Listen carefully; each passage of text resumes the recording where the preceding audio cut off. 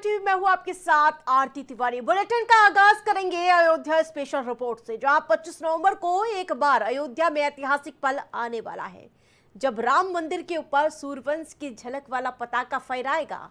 उस ध्वज को पीएम मोदी फहराने आएंगे। ऐसे मौके पर फिर से दुनिया भर की हस्तियां राम नगरी में जुटने वाली हैं, जिसे लेकर तैयारियां लगभग पूरी हो गई है। तो अयोध्या में तैयारियों का महापर्व चरम पर है। पूरी रामनगरी मानो दीपोत्सव की तरह सज सी गई है। सड़कों पर विशेष लाइटिंग, मंदिर परिसर में मनमोहक सजावट और हर दिशा में उत्साह, उमंग और आस्था की झलक साफ तौर पर देखी जा रही है। लेकिन अब आपको बताते हैं अयोध्या की भव्य तैयारियां किस प्रकार से जारी है ध्वजारोहण को लेकर। आपको बताते चले, प्रधानमंत्री नरेंद्र मोदी पहुंचेंगे भव्य ध्वजारोहण के ऐतिहासिक पल के साक्षी बनने के लिए। लेकिन क्या कुछ विशेष है वो हम आपको बताने जा रहे हैं। राम मंदिर के शिखर पर ध्वजारोहण होगा और ये और भी ऐतिहासिक हो जाएगा जब 25 नवंबर को ऐतिहासिक कार्यक्रम होंगे। शेषावतार मंदिर पर भी ध्वजा फहराता हुआ नजर आएगा। तो ध्वज लहराएगा शेषावतार मंदिर पर। और इसके साथ साथ आपको बताते चले, ध्वजारोहण की भव्य तैयारियों के बीच परिसर के 7 और मंदिरों पर ध्वजारोहण किया जाएगा। यानी कि प्रधानमंत्री नरेंद्र मोदी ध्वज को फहराएंगे। 7,000 से अधिक विशिष्ट मेहमान इस ऐतिहासिक पल के साक्षी बनेंगे, जिनको निमंत्रण भेजा जा भी चुका है।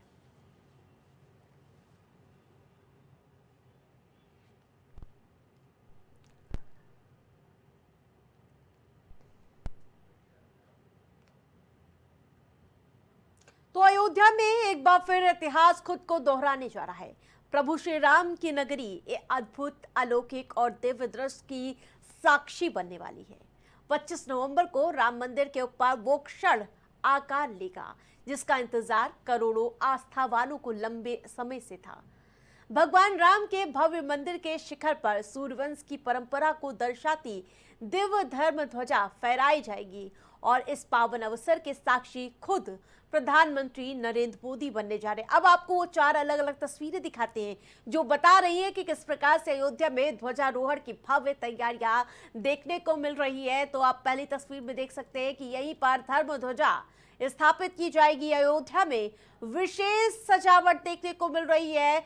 अयोध्या को दुल्हन की तरह सजा दिया गया है और रोशनी से पूरा अयोध्या नहाता हुआ नजर आ रहा है। और सुरक्षा जो कि महत्वपूर्ण पल हो जाता है, इस गौरवान्वित पल के लिए सुरक्षा व्यवस्था पूरी तरह से चाक चौबंद इस समय अयोध्या में नजर आ रही है। पीएससी की तैनाती है और साथ ही आपको बताते चले आरएफ के जवान भी यहां पर तैनात नजर आ रहे हैं। तो ये तस्वीरें दर्शा रही है कि अयोध्या इस बार किस प्रकार से एक बार फिर से ऐतिहासिक पल का साक्षी बनने के लिए बेकरार नजर आ रहा है।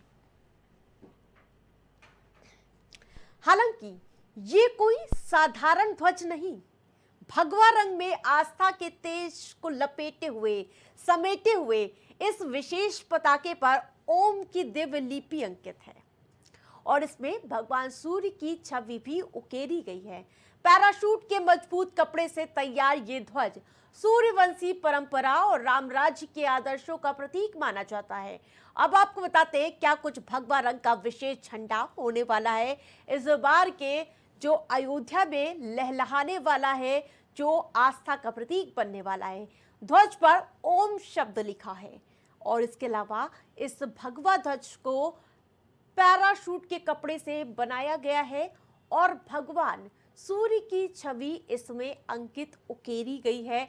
और ये कितना महत्वपूर्ण हो जाता है, क्योंकि जिस प्रकार से हम जानते हैं कि ध्वजारोहण हमारे सनातन धर्म में किस प्रकार से आस्था का पर्व बनता हुआ नजर आ रहा है।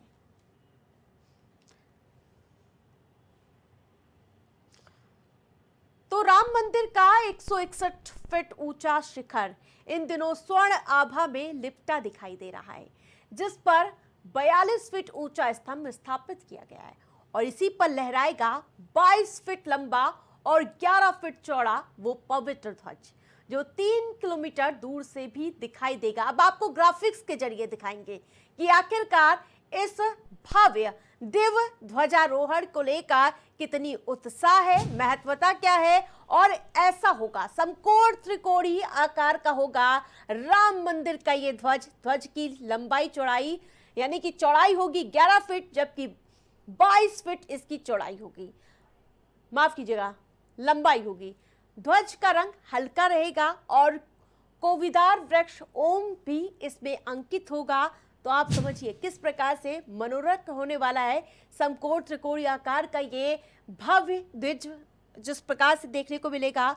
ध्वज की चौड़ाई 11 फीट जबकि लंबाई 22 फीट आकी गई है। ध्वज का रंग हल्का भगवा होगा, मध्य में सूर्य का चिन्ह सुशोभित होगा, कोविदार वृक्ष और ओम भी इसमें अंकित किया गया है। तो दिव्य धर्म ध्वजा आपको अयोध्या के राम मंदिर में देखने को मिला। लेकिन मंदिर के ध्वज का महत्व क्या है? भगवान की उपस्थिति का प्रतीक माना जाता है, रक्षक भी होता है शिखर ध्वज। और इसके अलावा ध्वज से सकारात्मक का, जिस प्रकार से सकारात्मकता आती है उसका संचार होता हुआ साफ तौर पर देखने को मिलेगा। ध्वज चढ़ाने की परंपरा प्राचीन संस्कृति से ही देखने को मिलती है। जिस प्रकार से हम घर का प्रवेश भी करते हैं तो आप देखते होंगे कि घर में एक ध्वजा जरूर लहराई जाती है, वो कहीं ना कहीं रक्षक भी होता है शिखर ध्वज, और ध्वज से पूरी तरह से सकारात्मकता का संचार होता है। लेकिन दिव्य धर्म ध्वजा राम मंदिर का 161 फीट ऊंचा शिखर है और शिखर पर 42 फीट ऊंचा स्तंभ स्थापित किया गया है। 22 फीट लंबा 11 फीट चौड़ा ध्वज ये फहराएगा और शिखर पर लंबा ध्वज लगाया जाएगा जो कि 3 किलोमीटर दूर से ही आपको देखने को मिलेगा। लेकिन सबके बीच आप महत्वपूर्ण बयान सुनिए कि किस प्रकार से अयोध्या में आगे ध्वजारोहण का क्या कुछ मुख्य स्वरूप देखने को मिलेगा और क्या कुछ तैयारियां हैं। आदरणीय प्रधानमंत्री नरेंद्र मोदी जी कल ध्वजा आरोहण करने वाले हैं। गत 22 जनवरी 2024 को जब आदरणीय प्रधानमंत्री नरेंद्र मोदी जी ने अयोध्या धाम में प्रभु रामलला के मंदिर का लोकार्पण किया था, दुनिया सनातन संस्कृति को स्थापित होते देख रही थी। हजारों साल का संघर्ष पूरा हो रहा था और आज जब राम जन्मभूमि परिसर में विभिन्न विग्रहों की स्थापना के उपरांत, चाहे प्रभु रामलला के साथ लंका विजय के समय युद्ध क्षेत्र में या उनके सहयोग के लिए वनगमन के दौरान जो लोग भी उनके साथ सहयात्री के रूप में, मैं कह सकता हूं, संघर्षों में साथ रहे हैं, चाहे निषाद राज की प्रतिमा हो, चाहे मैं कह सकता हूं कि जटायु की प्रतिमा हो, गिलहरी की प्रतिमा हो, सब कुछ आपको देखने के मिलने वाला है। इसके अलावा ध्वजा आरोहण करने वाले हैं। जो ध्वजा गर्भगृह के सर्वोच्च शिखर पर फहराई जाएगी, पूरी दुनिया सनातन धर्म का चरमोत्कर्ष अपनी आंखों से देखेगी।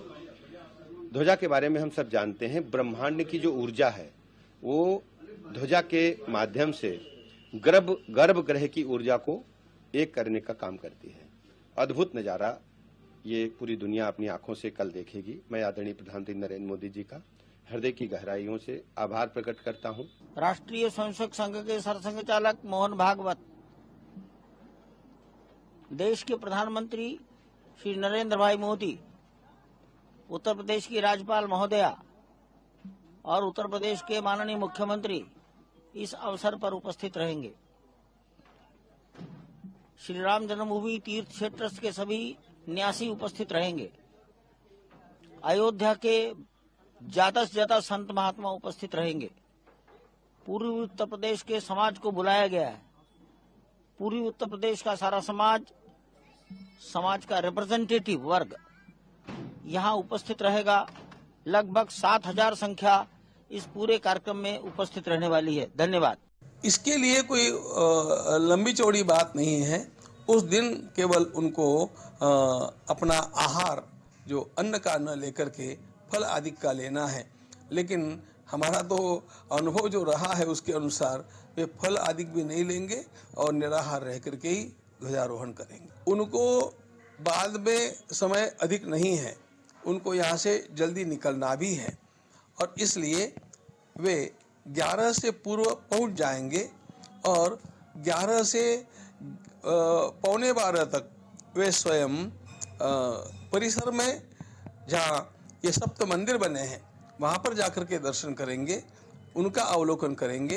अब उनमें उनको लगा कि कहीं कम रुकेंगे, ज़्यादा रुकेंगे, ये उनके मन की बात है। आदरणीय प्रधानमंत्री नरेंद्र मोदी जी कल ध्वजा आरोहण करने वाले हैं। सचिव बता रहे हैं कि इस प्रोग्राम पे प्रधानमंत्री नरेंद्र मोदी, संघ प्रमुख मोहन भागवत, राज्यपाल आनंदीबेन पटेल और इसके अलावा सूबे के मुख्यमंत्री योगी आदित्यनाथ इस कार्यक्रम में शामिल होंगे।